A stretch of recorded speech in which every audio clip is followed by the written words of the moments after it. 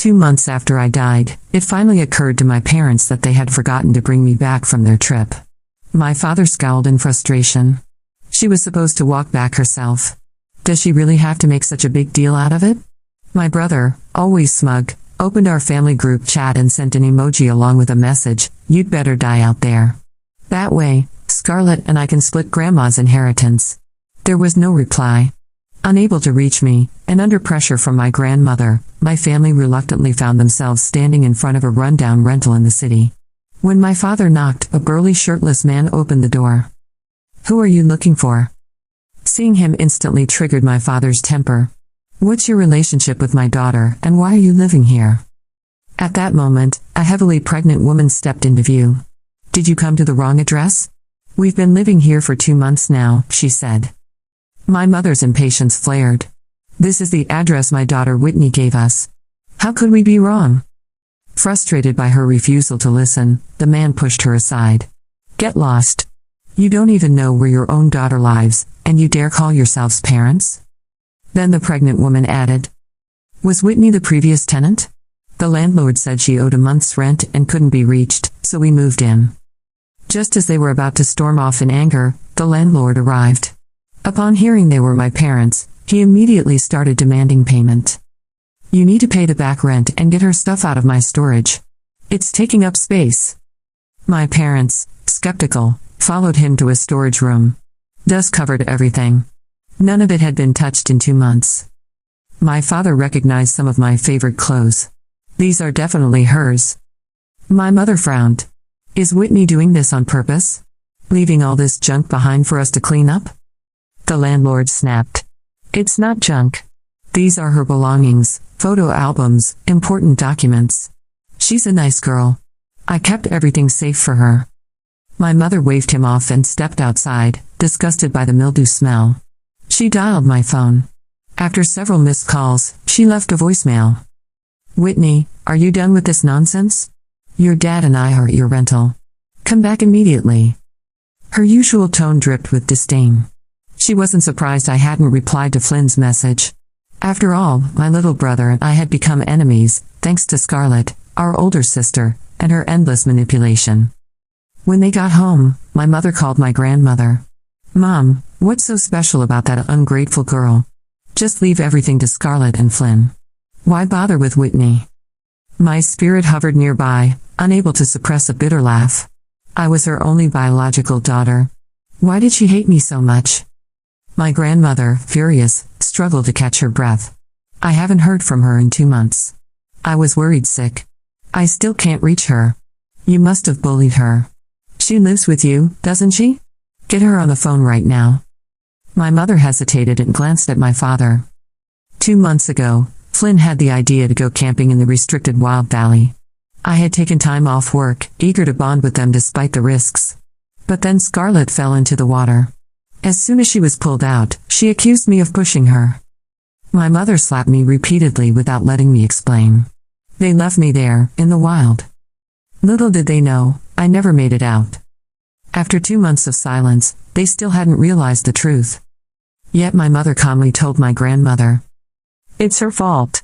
She's disobedient, jealous, and won't get along with her siblings. Who knows where she's run off to now? When did she stop being indifferent and start treating me like a monster?" I had spent my whole life trying to earn their love, even just a glance. I lived for the rare moments when, without Scarlett and Flynn around, they were forced to acknowledge me. But now, I no longer needed their scraps of affection. Over the phone, my grandmother declared, "If I don't see Whitney soon, I'll donate my entire fortune to charity." Then she hung up in fury. My mother's face darkened. That ungrateful girl is hiding on purpose. Does she think we can't survive without her? Let's see how long she keeps this up. Flynn came downstairs. Hearing their angry remarks, he said, "Don't worry, Mom and Dad. Whitney cares the most about Grandma. She'll definitely show up for her birthday party." His confidence soothed them. Flynn picked up the remote to watch the game but accidentally switched to the local news. A striking headline appeared. "Body discovered by tourist in Wild Valley. Area to be closed indefinitely." The anchor urged viewers to stay away from the hazardous zone. Flynn straightened up, disbelief on his face. They're actually closing Wild Valley? Then he jumped from the couch and laughed. This is amazing. That camping trip we took is legendary now. I can't wait to tell my classmates, they'll be so jealous. My mother's expression slowly relaxed. Later, while sitting on the bed, she picked up her phone and opened our chat. She held the button to record a voice message. Whitney, get home by tomorrow, and I'll let you move back in. If you keep hiding, I swear I'll cut you off. She knew I had always craved their approval. That threat was always enough to pull me back, desperate to fix things. But not anymore. She no longer had power over me. Because I had been dead for 2 months. The next day, there was still no word from me. My grandmother showed up early at their door. Since my death, I had longed to see her again. But my spirit was trapped near my mother, unable to leave. Her presence made my passing feel less lonely. I tried to reach her, to touch her, but Flynn rushed forward first. Grandma, he shouted, hugging her. Over the years, Flynn had charmed her with fake sweetness, often using me as a bridge. Despite the lack of blood ties, she had accepted him fully. She smiled and pulled him down beside her. Look at you. Still loud even as a grown man. Where's your sister, Scarlett? She asked. Scarlett ran out immediately. Grandma. You're here. But my grandmother's warmth faded. She offered a cold nod, lacking any enthusiasm. My mother frowned. Mom, Scarlett's greeting you. Why are you being so cold? My grandmother's face darkened. You always defend her. You're blind to how she bullies others. I just don't like her. What's wrong with that? Ever since I moved in with them, Scarlett had tormented me, faking falls, tearing my homework, hiding my things, drawing on my clothes.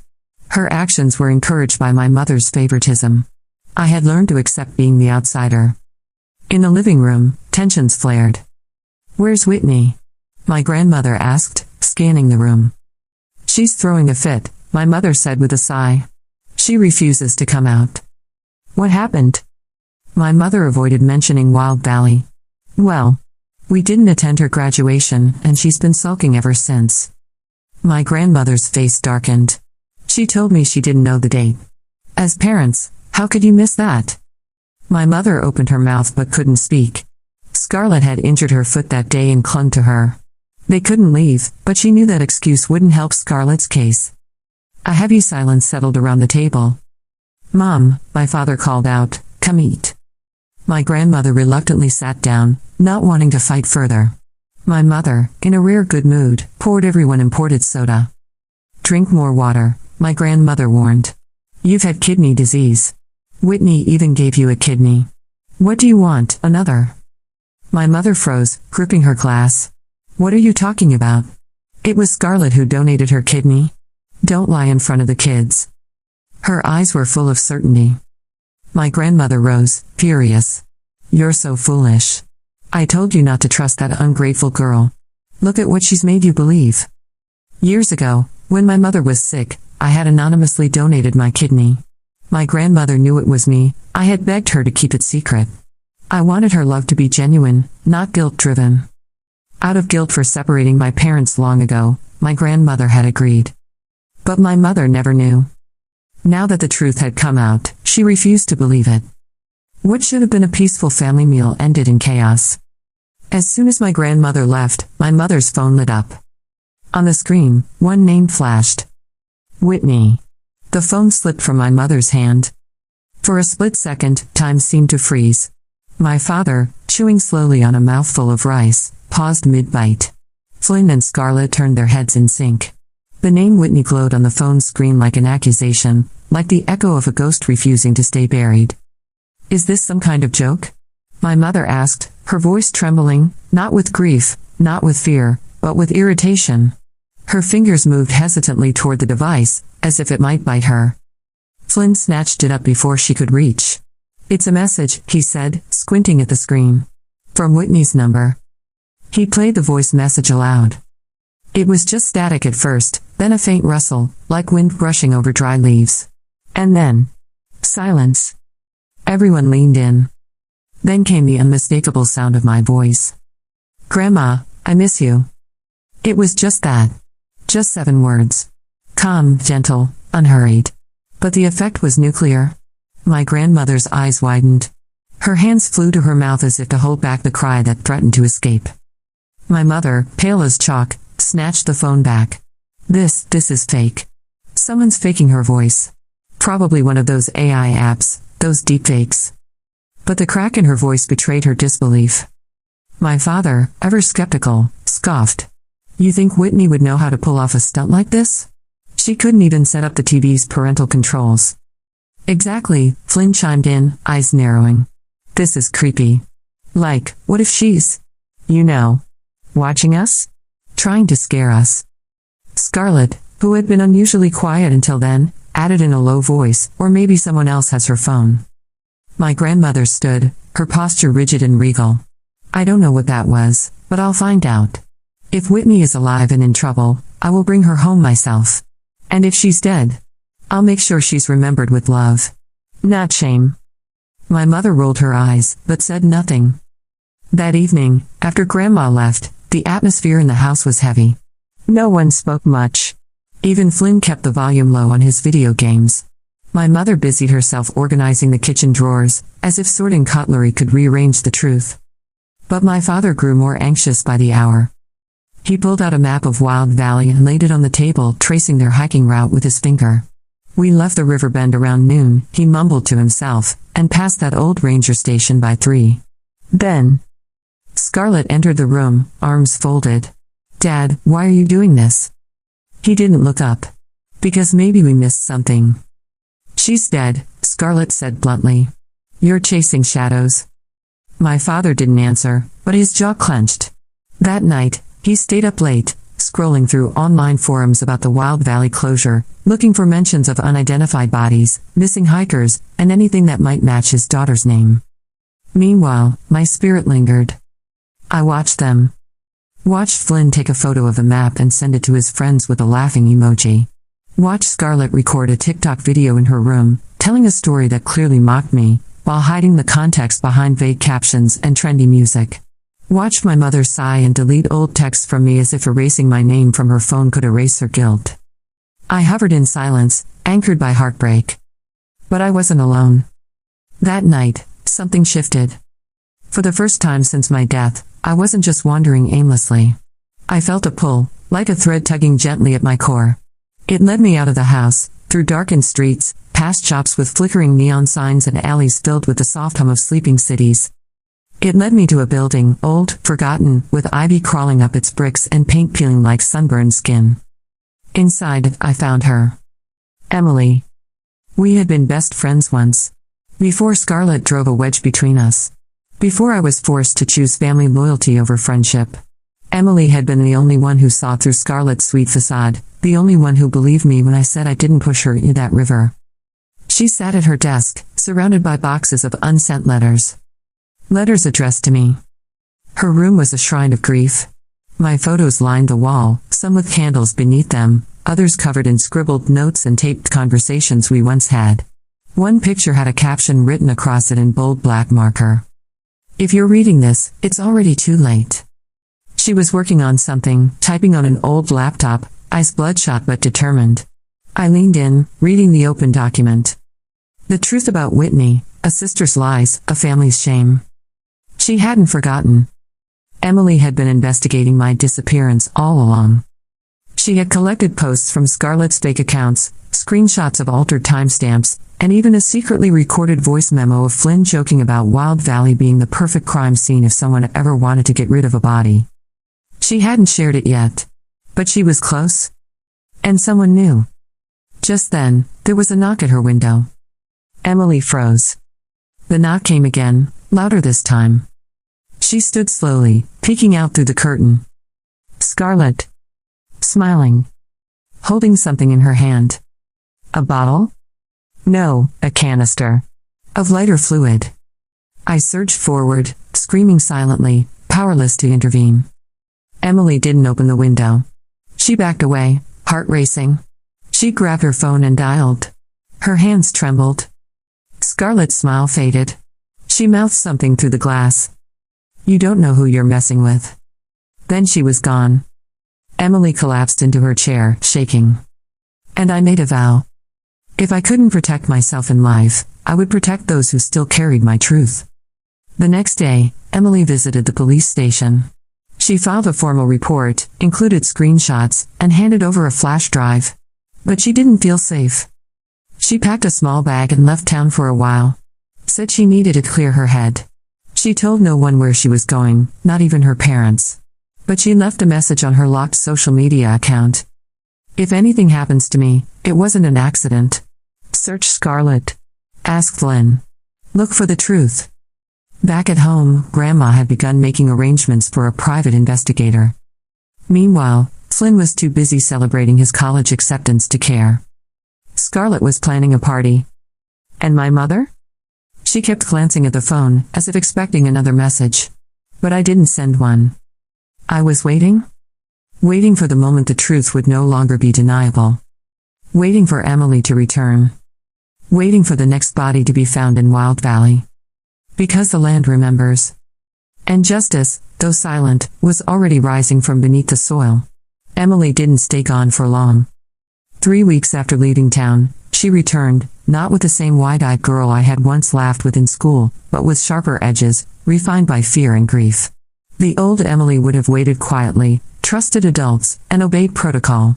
The new Emily walked with a voice recorder in her pocket and pepper spray on her keychain. She didn't go home first. Instead, she went straight to my grandmother's house. When my grandmother opened the door, the sight of Emily nearly buckled her knees. She pulled her inside without a word, eyes watering. They sat together on the worn couch I used to curl up on during summer breaks. No words were needed at first. The grief between them was enough to fill the room. I don't think Whitney ran away, Emily finally said, her voice firm but soft. I think she's gone. And I think your family knows more than they've admitted. Grandma's eyes narrowed. They've been hiding something. I've known it since the day her mother said she was sulking after graduation. Whitney wasn't a child. She didn't sulk. She vanished. Emily pulled a flash drive from her coat pocket and handed it over. These are my backups. Screenshots of text messages, a timeline I've pieced together, and a voice recording of Flynn bragging about Wild Valley. My grandmother held the flash drive delicately, as though it were a relic. You're doing what I should have done, she whispered. You're fighting for her. I couldn't save her, Emily said. But I can stop them from burying her twice. Meanwhile, at my parents' house, the air had shifted. My mother had stopped making passive remarks about me. She no longer called my phone at night. She didn't check my room. It was as if she had scrubbed my existence from the walls. Scarlett continued to post curated photos of her life, brunches with friends, nail appointments, inspirational quotes about cutting off negative people as if she weren't the architect of my erasure. Flynn, on the other hand, had grown more erratic. Paranoid. He started locking his bedroom door, glancing over his shoulder, and muttering under his breath. One night, he bolted awake from a nightmare, drenched in sweat. She's coming back, he whispered. I saw her. What are you talking about? My mother snapped as she stormed into his room. Who's coming back? Flynn didn't answer. His eyes were glassy. Haunted. That night, he took all of his camping gear and burned it in the backyard. Scarlett watched from the window and rolled her eyes. Dramatic much? But I was there too. I watched the flames consume the tent, the hiking boots, the water-stained backpack that I had carried into Wild Valley. The fire didn't warm me. It didn't matter how much they tried to destroy. I was already part of the land now. But I wasn't the only one rising. Emily took the evidence to the police. Not all of it, just enough to spark an investigation. The detective she met with was young, perhaps too young to grasp the depth of family betrayal, but he listened. Took notes. Promised to follow up. 2 days later, an officer visited my parents' house. My father answered the door, feigning confusion. A missing persons case? That's months old. Whitney ran off. It's not like she was kidnapped. We have new information, the officer said. May we come in? They did. Flynn nearly choked on his cereal. Scarlett's eyes narrowed, calculating. My mother stood rigid in the hallway, arms crossed, defensive. We already answered all this. She left on her own. Ask her friends. Ask her work. She was rebellious. The officer took out a photo. Are you familiar with this area of Wild Valley? My father glanced at it. Sure. We camped there. But it was ages ago. 3 months ago, the officer corrected. And the area is now closed due to recent hazardous terrain. But a second body was found. Female. Decomposed. Likely there for a while.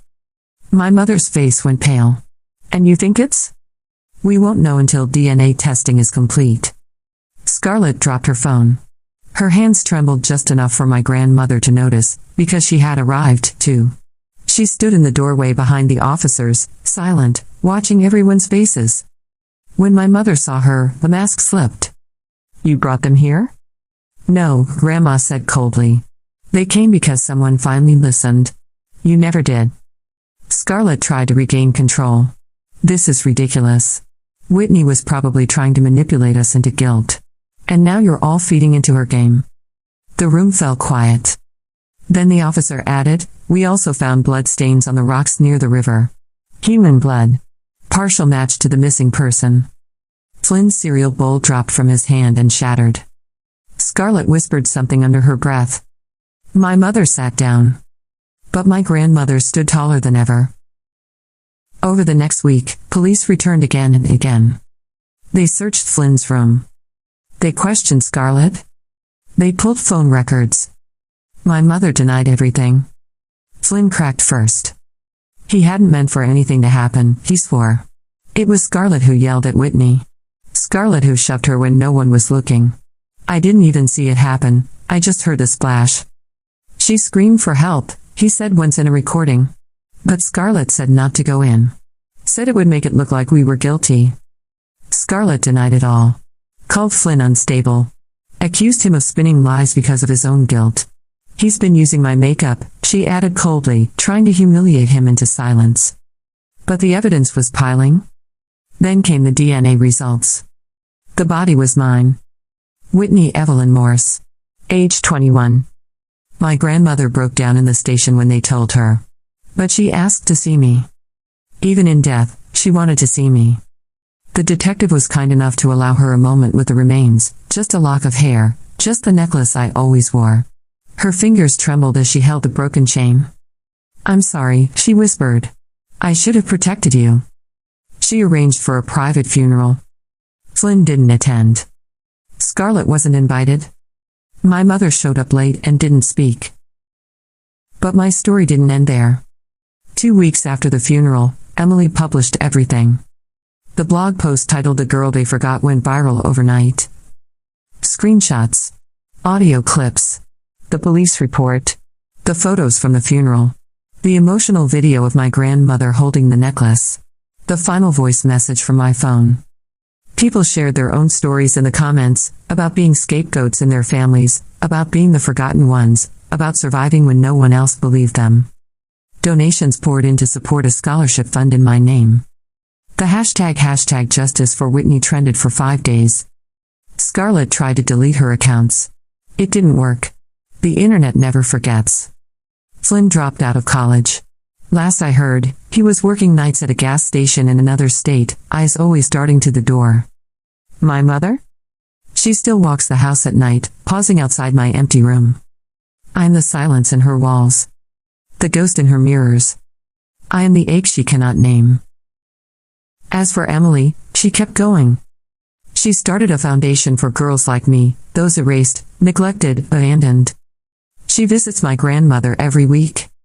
And sometimes, when she's alone in her room, she talks to the air. Whitney, she says softly, I hope you see it. I hope you know I never stopped looking. I do. Because I'm still here. Not as a whisper of the past. But as the reckoning they never saw coming. The truth had surfaced, but justice, real justice, moved slowly. After Emily's expose, the world knew my name. For once, I wasn't invisible. I wasn't the forgotten daughter, the overlooked sister, the burden.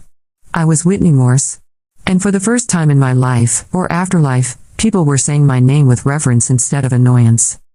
But inside the house where I used to live, things were unraveling. My mother grew quieter by the day. She stopped arguing, stopped yelling. Instead, she stared out the kitchen window for hours. She didn't cook anymore. The fridge was full of expired food. She kept the curtains drawn, and when someone knocked at the door, she didn't answer unless they said her name. She refused to speak about me. Not to Scarlett. Not to Flynn. Not even to the reporters who hovered near the front steps. She called them vultures and slammed the door in their faces. But she couldn't shut out the past. I was everywhere. My childhood drawings, long stored in boxes, mysteriously reappeared in the hallway. A locket with my photo, long since tucked away in a forgotten drawer, found its way back to her nightstand. Even the framed family photo she kept in the living room, once carefully edited to crop me out, was replaced by the original. Scarlett accused Grandma. Flynn blamed Emily. But neither of them had touched the photo. And late at night, my mother would wake up to the sound of music playing faintly, my old playlist. Songs she used to scoff at. Songs I would hum quietly in the backseat of the car, hoping she'd one day ask what I was listening to. She never did. Now they echoed through the silence of her house like lullabies from a daughter she never wanted to understand. Flynn was unraveling faster. The guilt had cracked something inside him, and he started talking to the air like it could hear him. I didn't mean it, he muttered into the mirror one night. I didn't think she'd really drown. He started seeing me everywhere, in reflections, in dreams, in the edge of his peripheral vision. He told Scarlett once that he saw my shadow move across the hallway. She laughed and told him to stop watching horror movies. But he wasn't lying. I was there. Not as vengeance, but as consequence. Scarlett was the only one still trying to salvage her reputation. Her social media accounts went private for a while, but when the noise died down, she re-emerged, this time branding herself as a survivor of a complicated family tragedy. She started posting vague captions about pain, healing, and growth. People saw through her. Her followers dwindled. Sponsors dropped her. Old classmates posted receipts, screenshots of her mocking me in group chats, videos of her lying to teachers. Even old babysitters came forward with stories about how she'd play innocent and blame every mess on me. Still, she persisted. She tried to give interviews. Talked about how she was misunderstood. How trauma had shaped her. How she was working on herself. One morning, she stepped outside and found red paint splattered across her car. 3 words were scrawled across the windshield. She told the truth. The neighborhood buzzed with gossip. My mother stayed inside. Flynn avoided the windows. Scarlett, for once, didn't go live to talk about it. Because deep down, she knew she was being watched. Not just by cameras. Not just by the public. But by me. Meanwhile, Emily's foundation was growing. It started as a blog and a GoFundMe. But then a nonprofit reached out. Then another. Survivors contacted her. Girls who had been scapegoated, disbelieved, erased. They saw themselves in me. And in Emily, they saw hope. The foundation was named The Invisible Thread because, as Emily explained in her launch speech, even when the world tries to cut you off, there's always a thread connecting us to someone who remembers. Someone who refuses to let you be forgotten. Grandma was the first donor. She gave everything. She sold the jewelry she'd planned to leave to Flynn and Scarlett. Sold an old family heirloom she had promised to my mother. She even cashed in a retirement policy early. This money is wasted on people who don't value life, she said. Let it go to the ones who still have a chance to survive theirs. People applauded. My mother called it betrayal. But the truth? It was freedom. Around this time, the investigation shifted. At first, the police believed it was a tragic accident. No witnesses. No signs of foul play. A body swept downstream. A family that panicked. But then the forensic report came back. My wrist had been broken, snapped, before I drowned. There were fingernail marks on my arms. Bruises on my neck. It wasn't just an accident. It was an attack. The prosecutor reopened the case. Flynn was called back in for questioning. His alibi began to crumble. He had lied about the exact time of the incident. He had claimed Scarlett wasn't near the river when I fell. But now the GPS data from their phones told a different story. Scarlett had deleted hers. Flynn hadn't. They matched. They had both been right beside me. Flynn tried to strike a deal. In exchange for immunity, he gave the full story. It started with a dare. Scarlett accused me of ruining her sandals, something petty and absurd. When I denied it, she accused me of being jealous. She knew what to say to push my buttons. She always had. I told her to grow up. Flynn, caught in the middle as usual, laughed. That's when she shoved me. I slipped on the wet rocks. I screamed. I tried to grab Flynn. Scarlett pulled him away. Then she stood there and watched as the river dragged me under. Flynn cried. Scarlett told him to shut up. Tears won't bring her back, she said. That statement appeared in the official report. It went public. And the world changed again. Scarlett was arrested. Charged with involuntary manslaughter and obstruction of justice. Flynn was spared criminal charges but was ordered to complete mandatory counseling and community service through the Invisible Thread Foundation. Grandma insisted. I want him to look those girls in the eyes, she said. And maybe then he'll understand what it means to destroy a life. My mother? She withdrew entirely. She refused to attend the hearings. Refused to comment. Refused to sign the release forms to donate my remaining belongings.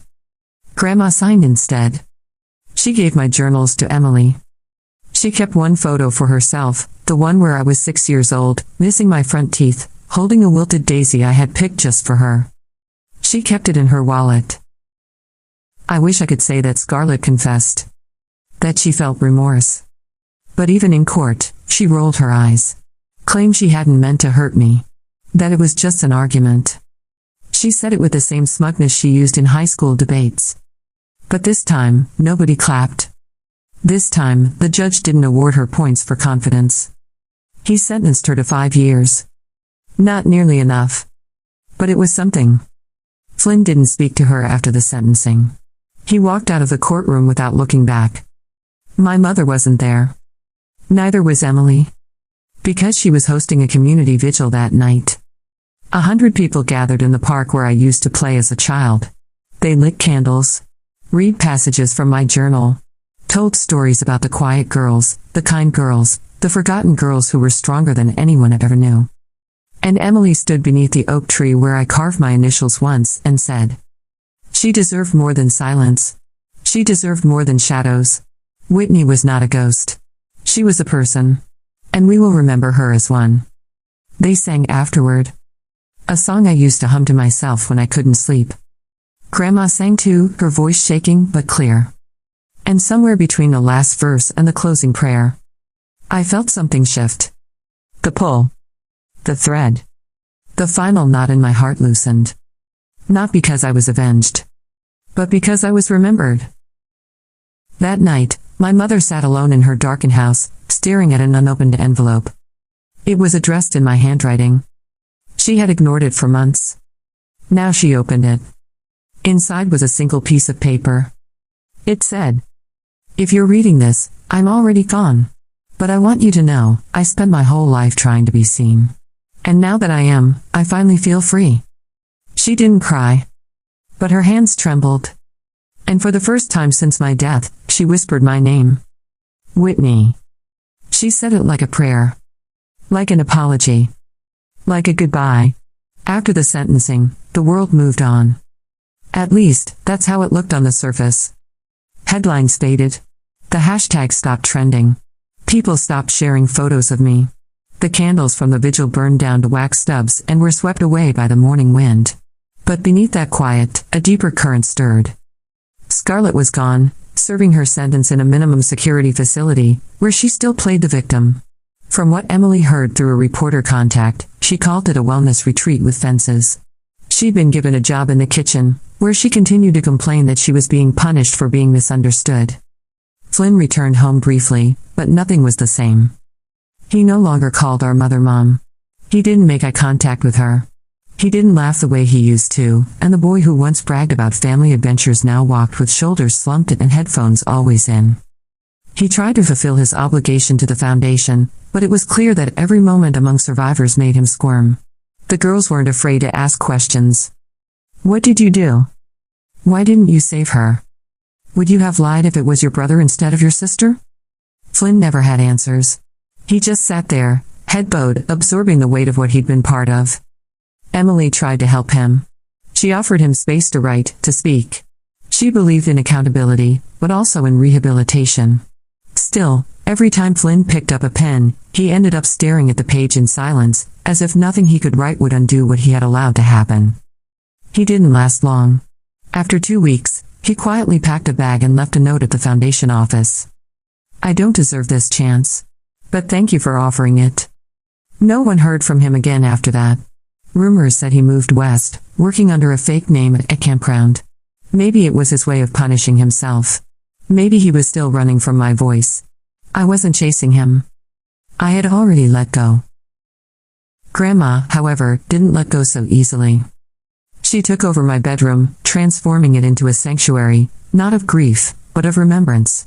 She painted the walls a warm yellow, hung up my favorite prints, shelved my books, even the ones with broken spines. At the center of the room, she placed a glass case. Inside it sat my necklace, the one they had recovered with my remains. She polished the chain every Sunday. "It's not for show," she told Emily one afternoon. "It's to remind me that even the smallest, most fragile thing can carry the weight of a life." She joined the Invisible Thread board of directors and began speaking at events. Her presence drew attention, not just because of her age, but because of her conviction. She told my story without trembling. She called out neglect when she saw it. And she never once let anyone forget what had happened. At one conference, a woman approached her in tears. "My daughter's name was Rachel," she said. "Your granddaughter's story gave me the courage to speak up. Thank you for keeping her memory alive." That night, my grandmother sat alone on the porch and whispered to the stars, "I hope you see this, Whitney. I hope you know what you started." I did. As for Emily, she was no longer just a friend. She became a voice. Not the loudest, but the most consistent. She spoke on panels, wrote essays, mentored girls who had been cast out by their families. She never sensationalized my death. Instead, she told the story plainly, of a girl who was failed not by one decision, but by a lifetime of being unheard. She visited my grave every month. Not out of obligation, but ritual. She would bring fresh lilacs, my favorite, and read passages from her journal. Not for me, but for her. It helped her heal. Helped her remember who she was before guilt and grief rewrote her. One day, she came with news. "They're starting a scholarship in your name," she whispered, kneeling beside the stone. "Full tuition. For girls who want to study psychology or social work. Girls who want to make sure no one like you gets ignored again." She smiled, brushing leaves from the stone. "I think you'd be proud." I was. And yet, not everything was peaceful. Not yet. Because my mother was still drowning. She refused to attend any of the events. When people mentioned my name, she changed the subject. When Scarlett's trial played on the news, she turned the TV off. She scrubbed the walls of our house, as if memory itself could be bleached away. But memory doesn't live in dust. It lives in silence. In rooms that used to echo with voices that will never return. She stopped answering phone calls. Closed the blinds permanently. Let the mail pile up until the mailbox overflowed. The HOA issued warnings. She ignored them. One day, a neighbor knocked and found her sitting on the floor of the kitchen, surrounded by shredded photographs. My photos. All torn into pieces, scattered like confetti across the tiles. I didn't know, she kept repeating. I didn't know. But she did. She just didn't care to look deeper. Not until it was too late. After that, she was admitted for observation. Diagnosed with severe depressive disorder with signs of dissociation. She was placed under psychiatric care for 6 weeks. During that time, Grandma visited once. They didn't speak at first. Then my mother finally looked at her and asked, "Why did she love you more?" Grandma didn't answer immediately. She stood, walked to the window, and opened it, letting in the light. "She didn't," Grandma said softly. "She just stopped waiting for you to love her back." That broke something in my mother. Something that maybe needed to break. She was released quietly. No cameras. No statements. She moved in with her sister in another city. Changed her name. Told people she was a widow with no children. Reinvented herself into someone who had never failed a daughter. Who had never missed a graduation. Who had never slapped her own blood in front of a crowd. But you can't lie to the mirror. And every night, when she closed her eyes, I was still there. Not accusing. Not punishing. Just watching. Just remembering. 3 months after Scarlett was imprisoned, she requested a hearing. She wanted early release. Claimed to be a model inmate and fully rehabilitated. The hearing was public. Emily attended. So did Grandma. Scarlett walked in wearing a neutral-colored jumpsuit and a fake humility that could have fooled strangers, but not us. She apologized to the court. Said she let her jealousy win and that she was haunted by what happened. That she missed me. That she prayed for me. Emily stood and gave a victim impact statement. She never missed Whitney, Emily said. She missed having someone to torment. She isn't haunted. She's inconvenienced. Scarlett's request was denied. The judge's gavel hit like thunder. Grandma smiled. For the first time since my funeral, she laughed. Time passed. And slowly, healing did too. Emily finished her degree in social work. The first Whitney Moore Scholarship recipient graduated. The invisible thread expanded into 10 states. My story was featured in a documentary on emotional abuse within families. Viewers cried, wrote letters, told their truths. One letter read, "I was Whitney, but I survived. And in those words, I lived again." In the end, I didn't need revenge. I didn't need screams or chains or retribution. I needed the truth.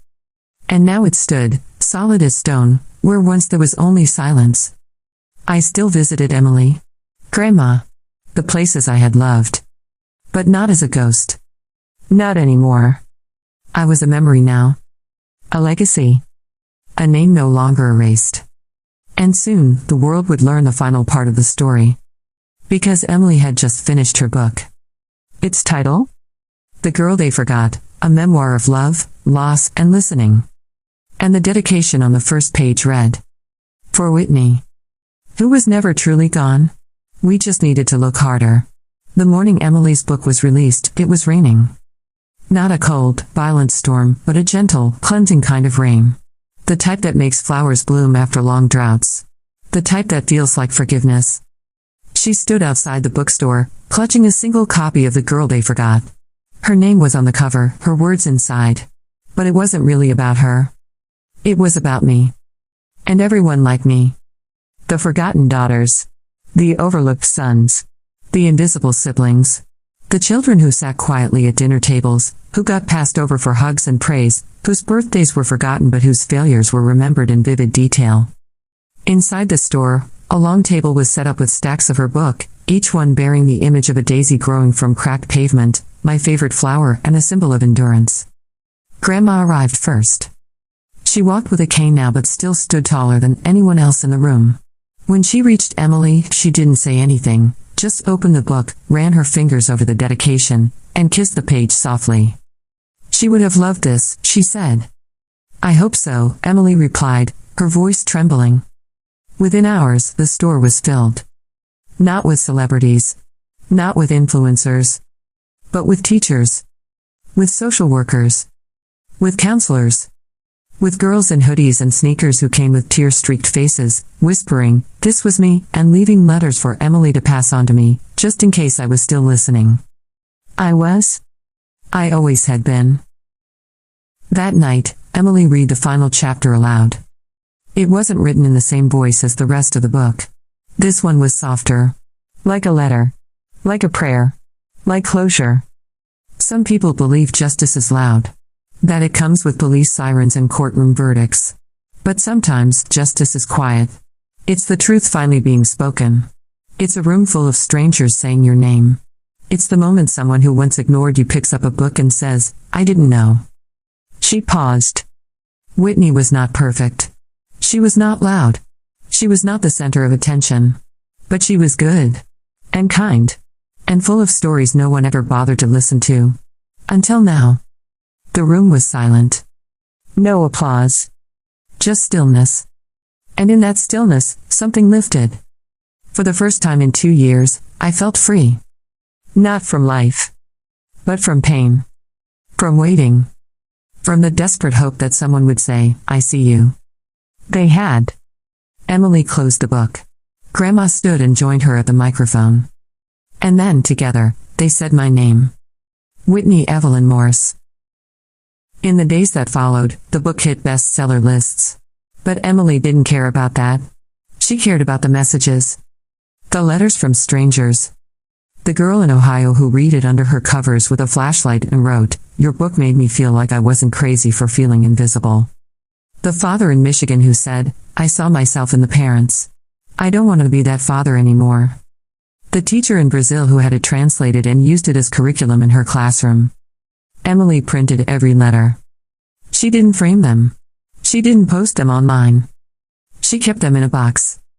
The same box where she had stored my birthday cards, our old school photos, and the paper bracelet from the last concert we went to together. "I don't need a trophy," she said once. "I just need to know she mattered." She did. Scarlet was released after serving 4.5 years. There was no welcome party. No crowd. No balloons. Just a cab that pulled up to the curb and a silent drive to an apartment she had rented under a different name. She applied for jobs but was turned down repeatedly. Her reputation followed her everywhere. Some said they recognized her from the book. Others just felt uneasy. Once, she called Emily. Emily didn't answer. The voicemail went like this. "I read the book. I know what I did. But I was just a kid, too. That's not who I am now. I wanted you to know." Emily deleted it. Not out of anger. But because she didn't need Scarlett's words to validate the truth. That chapter was closed. Flynn never returned. Years later, someone spotted him in Oregon, working maintenance at a hiking lodge. He didn't speak much. Went by a different name. Wore long sleeves even in summer. A girl at the lodge asked him once if he had siblings. He said no. But when she saw the stack of books he kept by his bedside, she noticed one copy was different. Worn. Dog-eared? The girl they forgot. Flynn had underlined one line in red ink. To watch and do nothing is not innocence. It is silent cruelty. He never told anyone why. But sometimes, when storms rolled in, he would sit by the fire and whisper one name. Whitney. And then say nothing more. As for my mother, she never changed her name back. She lived quietly in a city far from where we grew up. She worked at a small bookstore and told people her daughter had passed away from an illness. She never married again. Never had more children. Sometimes she took walks at dusk. Sometimes she stood still when lilacs bloomed. Sometimes she dreamed of a girl with a broken necklace and gentle eyes, waiting by a river that never stopped flowing.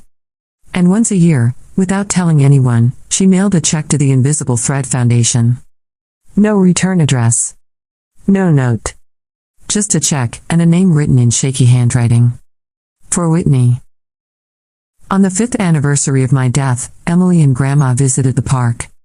The same oak tree stood strong. The bench beneath it had been replaced. A small plaque had been installed. It read, "In memory of Whitney E. Morse. You were not forgotten. You were found. You are loved." Emily sat in silence, running her fingers across the letters. "Do you feel her?" Grandma asked. Emily nodded. "Always." And she did. In every story she told. In every girl who stood up for herself. In every moment someone chose truth over comfort. In every quiet victory. Because I was never the ghost they thought I was. I was the spark. The echo. The reminder that silence is never safety. And that even the forgotten can start a fire that never dies. So this is the end. Not of my story, but of my silence. Thank you for hearing me. For remembering me. For saying my name. I was Whitney Evelyn Morse.